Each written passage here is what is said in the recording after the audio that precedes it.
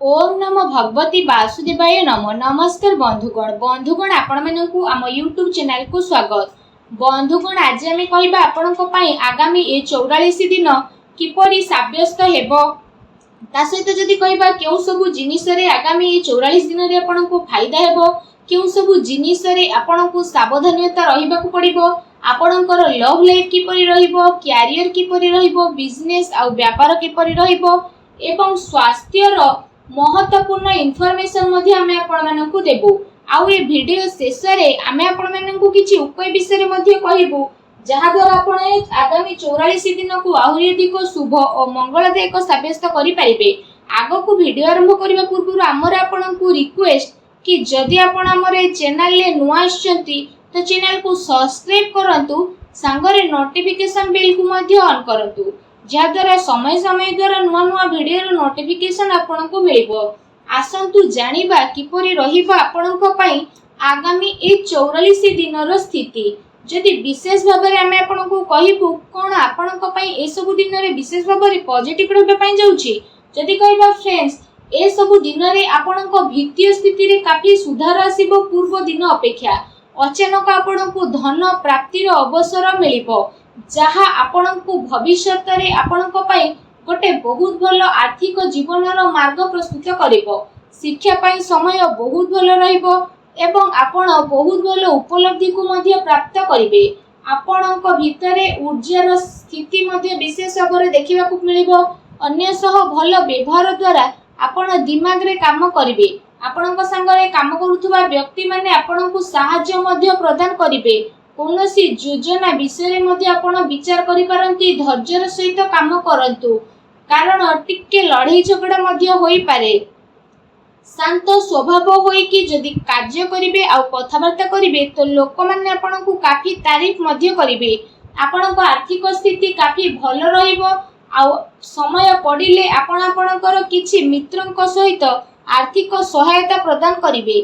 चाकरी पेशा लोकंकु अधिक लाभ मिलिबो। मन चाह चाकरी मिलिबा कारणरू बहुत ही भलो धन लाभर स्रोत मध्ये मिलिबो। ए समय रे जहा भी किछि काम हेउची ताकू सफल बनेबारे प्रयास मध्ये आपण करिवे। किछि कार्य रे सुधार हेबार संभावना मध्ये बनुची। विपरीत परिस्थिति रे धन लाभर भलो अवसर मध्ये आपनकु विशेष भाबरे प्राप्त हेबो। आपनक मन रे शीघ्र पैसा कमाइबार तीव्र इच्छा मध्ये देखा देबो।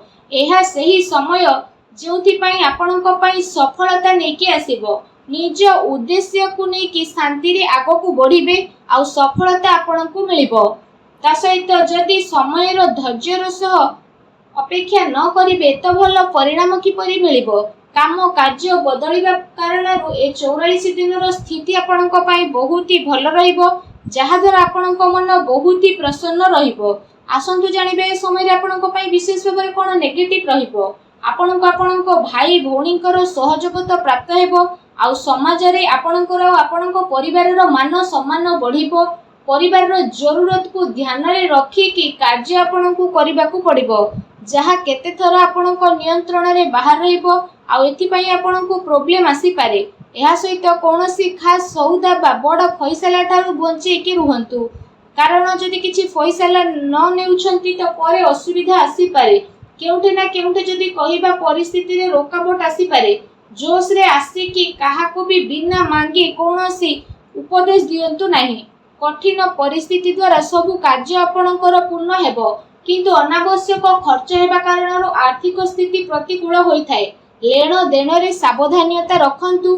पारिवारिक माहौल मध्ये बहुत ही भलो रहिबो किंतु फ्रेंड्स को सह टिके मनांतर मतांतर होई पारे। संवेदनशील मामला रे सावधान रे चलिबार आवश्यकता रहिछि। संसाधन रे खर्च होबा द्वारा मानसिक अशांति तथा चिंतापूर्ण स्थिति मध्ये आसी पारे। आत्मविश्वास रो अभाव रे करा जायतिबा कार्य रे रोकावट तथा बाधा मध्ये आसी पारे। व्यवसायिक दृष्टि रो समय आपनक पई सामान्य मध्ये रहिबो। निजर कार्य योजना को विस्तार देबा आपनक प्रॉब्लम रो कारण मध्ये होई पारे। चिंता एवं मतभेद आपनकु चिड़चिड़ा मध्ये बनाई पारे। आपण आपणकर परिचितंक ऊपर निजर फैसला थुकिबा पई चेष्टा करिवे। एहा द्वारा आपणकु ही नुकसान मिलिबो। सुना जाइतिबा कथा रे आखि बंद करी विश्वास करंतु नाही। सच्चाई को प्रथमे जानिबा पई चेष्टा करंतु, बाणी रे नियंत्रण रखंतु, अन्यथा कଳି झगड़ा हेबार संभावना रहिछि, सावधान रहंतु। आसंतु जानिबा ए समय आपणकर लव लाइफ किपरि रहइबो।